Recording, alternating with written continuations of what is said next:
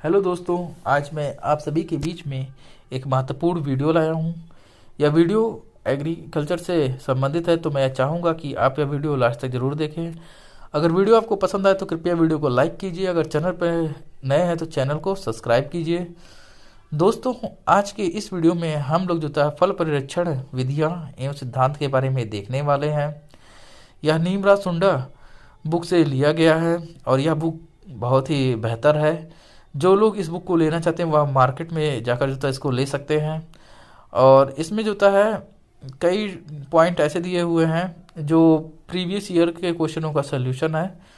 तो चलिए बिना टाइम गवाए वीडियो को शुरू करते हैं। वीडियो पसंद आए तो वीडियो को लाइक कीजिए, चैनल पर नए हैं तो चैनल को सब्सक्राइब कीजिए और मेरे और भी वीडियो देखने के लिए आप चैनल पर जाइए, वहाँ पर मैं कई वीडियो डाल चुका हूँ। तो चलिए बिना टाइम गवाए वीडियो को शुरू करते हैं। फल परिरक्षण फ्रूट प्रिजर्वेशन विधियाँ एवं सिद्धांत। तो इसमें आता है निर्जमीकरण। तो इसमें क्या होता है कि सूक्ष्म जीवों को खत्म करने के लिए फल एवं सब्जियों को 100 डिग्री सेल्सियस या फिर इससे अधिक तापमान पर जो होता है गर्म किया जाता है और इस प्रक्रिया को निर्जमीकरण कहते हैं। और निर्जमीकरण में क्या होता है कि हानिकारक और लाभदायक दोनों प्रकार के जीवाणु जो होता है वह खत्म हो जाते हैं। तो निर्जमीकरण में क्या होता है कि सूक्ष्म जीवों को खत्म करने के लिए 100 डिग्री सेल्सियस या फिर उससे ऊपर जो होता है तापमान पर जो होता है इसको गर्म करते हैं।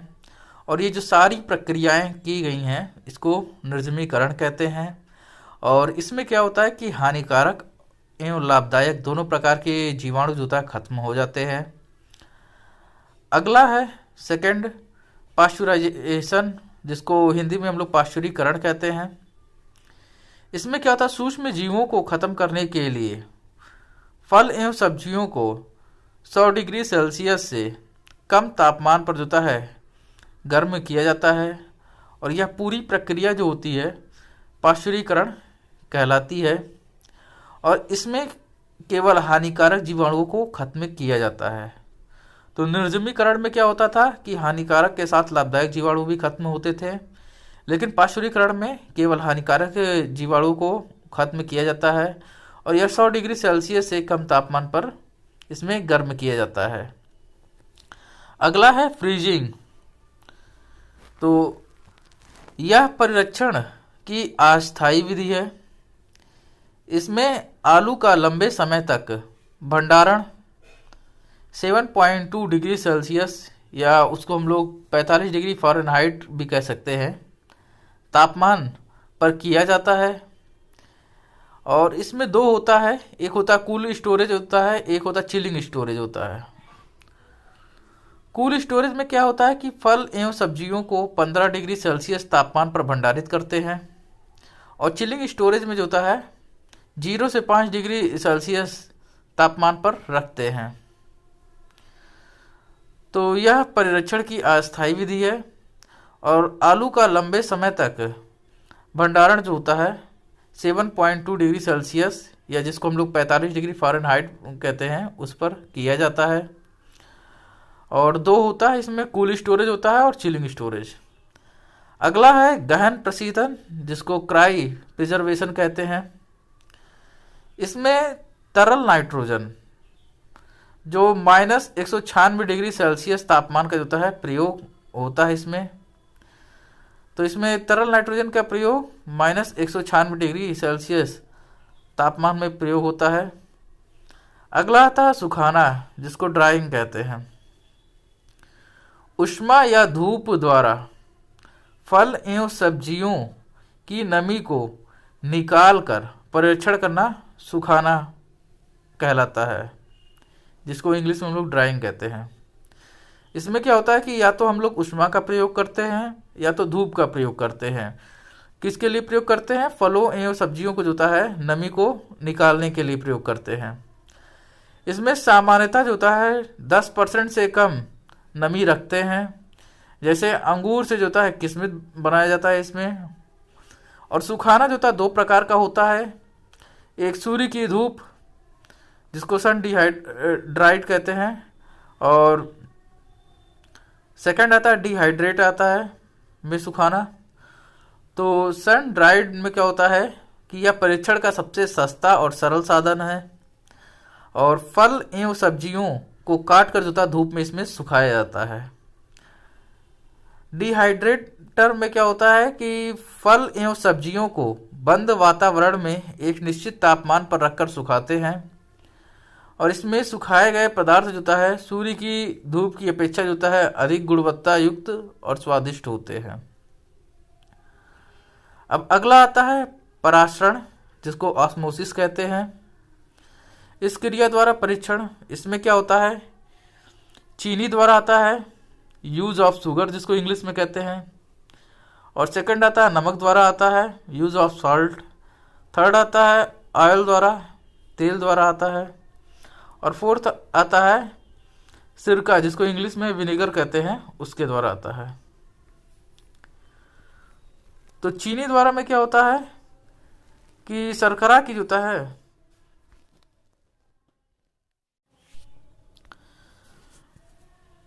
शर्करा की 65 से 70% सांद्रता परिरक्षण का काम करती है, और जैसे मुरब्बा हो गया, जेली हो गया, जेम हो गया, मार्मलेड आदि पदार्थों का परिरक्षण करना शामिल है इसमें। तो इसमें क्या होता है कि 65 से 70% तक सांद्रता जो होता है परीक्षण के काम में आती है शर्करा। और सेकंड है नमक द्वारा होता है, इसमें 15 से 25% जो होता है नमक की सांद्रता द्वारा परीक्षण होता है। तो कितने परसेंट नमक की सांद्रता द्वारा परीक्षण होता है, तो 15 से 25%। और अचार में जो होता है 15% नमक की सांद्रता रखते हैं। अब तेल की बात करते हैं, तो अचार को तेल एवं नमक द्वारा जो होता है परिरक्षित किया जाता है। और सिरका की बात करते हैं, तो इसमें एसिटिक एसिड होता है जो बैक्टीरिया एवं खमीर की वृद्धि को रोकता है। तो अगर जो क्वेश्चन पूछ ले कि बैक्टीरिया और खमीर को रोकने के लिए किसका प्रयोग कर सकते हैं, तो एसिटिक एसिड का प्रयोग कर सकते हैं। और इसकी जो होता है 2 से 3% की मात्रा जो होता है परिरक्षण का काम करती है। अब अगला आता है रसायनों यानी कि केमिकल द्वारा परिरक्षण। तो इसमें आता है KMS जिसको पोटेशियम मेटाबाइसल्फाइड कहते हैं, और सोडियम बेंजोएट। पिछले एक वीडियो में KMS का नाम जो है मैं गलत ले लिया था, उसमें था मैंने बोला था पोटेशियम परमैंगनेट, लेकिन ऐसा नहीं है, पोटेशियम मेटाबाइसल्फाइड है, उसको करेक्ट कर लीजिएगा। और इस रसायन का प्रयोग जो होता है रंगहीन फलों कलरलेस फ्रूट के परिरक्षण में किया जाता है, और इसकी जो होता है 350 से 500 ppm या 0.03 से जो होता है 0.05% की मात्रा जो होता है काम में लेते हैं। और क्योंकि इसमें उपस्थित जो होता है पोटेशियम जो होता है फलों के रस का रंग उड़ा देता है। तो पोटेशियम क्या करता है कि यह फलों के रस का जो होता है रंग उड़ाने का कार्य करता है। और KMS में जो होता है SO2 परिरक्षण के लिए जो होता है उत्तरदायी होता है। तो ये इसमें पूछ सकता है कि KMS में जो होता है जिसको पूरा नाम जो होता है पोटेशियम मेटाबाइसल्फाइड है, उसमें SO2 का कार्य क्या है, तो परिरक्षण के काम में आता है वो। और इसकी कितनी मात्रा जो होता है काम में लेते हैं, तो 350 से 500 ppm। ppm का पूरा नाम पार्ट पर मिलियन है। अब अगला है सोडियम बेंजोएट। इसकी 700 ppm या 0.07% मात्रा काम में लेते हैं। यह मुख्यतः खमीर को नष्ट करने के काम में आता है। और सोडियम बेंजोएट में उपस्थित होता है बेंजोइक एसिड परिरक्षण के लिए उत्तरदायी होता है। तो सोडियम बेंजोएट का मुख्यतः प्रयोग क्या है? खमीर यानी कि जिसको हम लोग इंग्लिश में यीस्ट बोलते हैं, उसको नष्ट करने के काम में आता है। और परिरक्षण के लिए उत्तरदायी कौन सा होता है? तो सोडियम बेंजोएट में उपस्थित बेंजोइक एसिड होता है, परिरक्षण के लिए उत्तरदायी होता है। यह कम अम्लीय रंगीन फलों के परिरक्षण के काम में आता है। और जैसे टमाटर हो गया, केचप हो गया, सॉस हो गया, चटनी हो गया आदि के परिरक्षण में जो होता है सोडियम बेंजोएट काम में आता है। तो सोडियम बेंजोएट की कितनी मात्रा काम में आती है? तो 700 ppm, और ppm का पूरा नाम पार्ट पर मिलियन है। अब अगला है किण्वन, जिसको फर्मेंटेशन कहते हैं।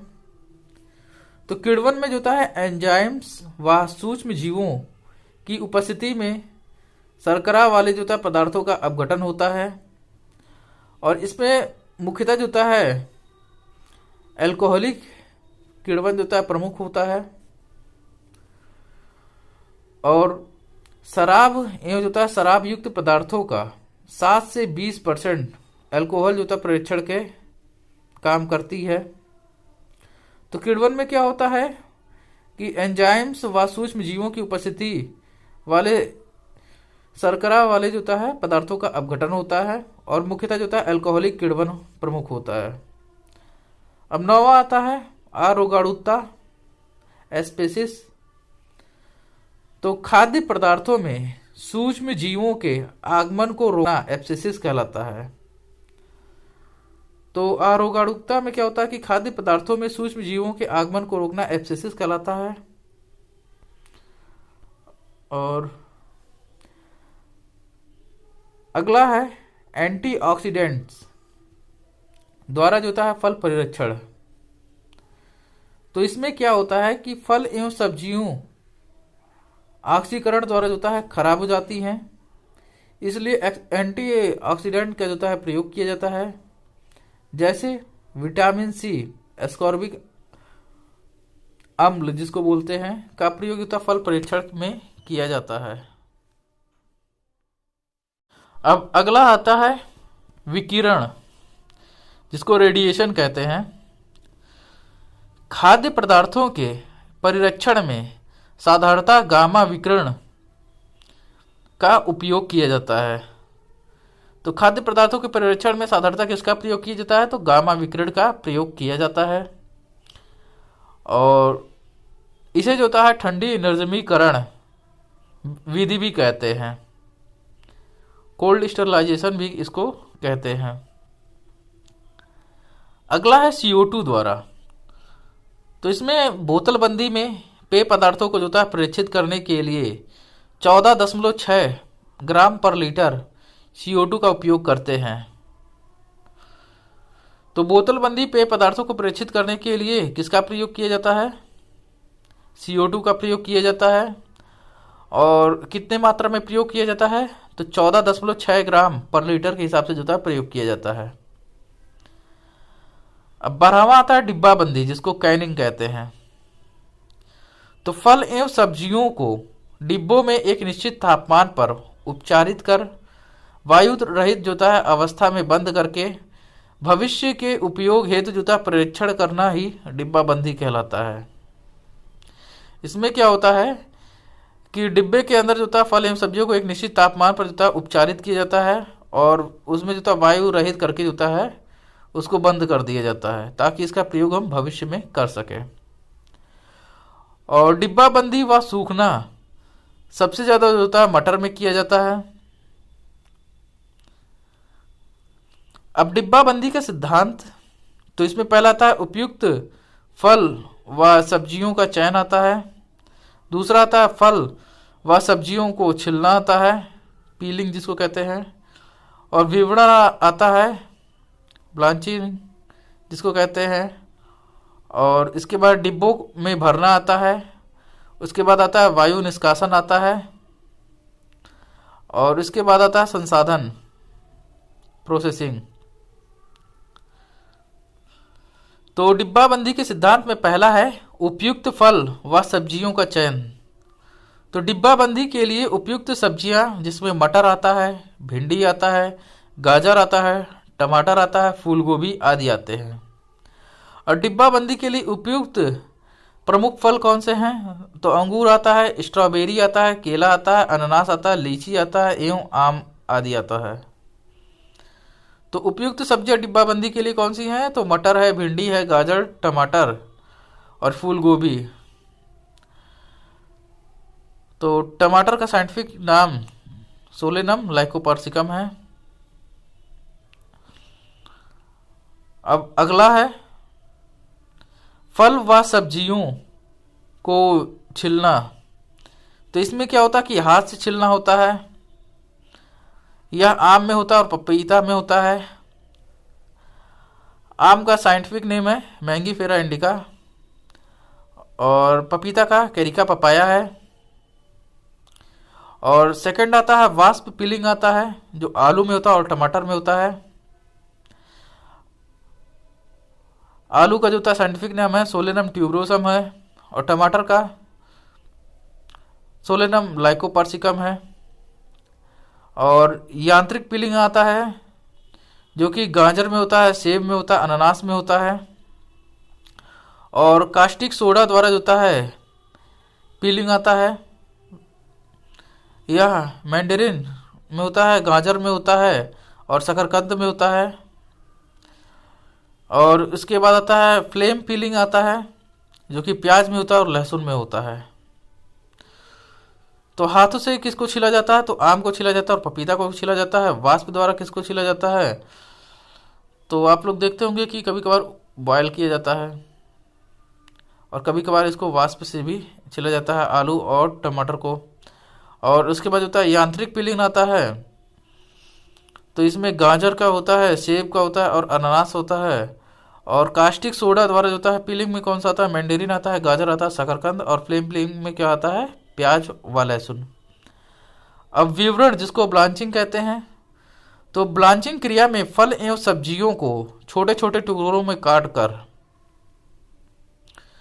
2 से 5 मिनट तक 85 से 90 डिग्री सेल्सियस पर उबालते हैं। तो ब्लांचिंग में कितने डिग्री सेल्सियस तापमान पर उबालते हैं? तो 85 से 90 डिग्री सेल्सियस पर उबालते हैं। अब डिब्बों में भरना। तो फल एवं सब्जियों को सिरप यानी कि चीनी के घोल में जोता है, जो कि 20 से 50 ब्रिक्स होता है, यह ब्राइन जिसको नमक का घोल 1 से 3% के साथ निर्जमीकृत डिब्बों में भरते हैं। और फलों के लिए सिरप व सब्जियों के लिए ब्राइन घोल काम में लेते हैं। अब पांचवा आता है वायु निष्कासन, जिसको एयर एक्सक्लूडेशन कहते हैं।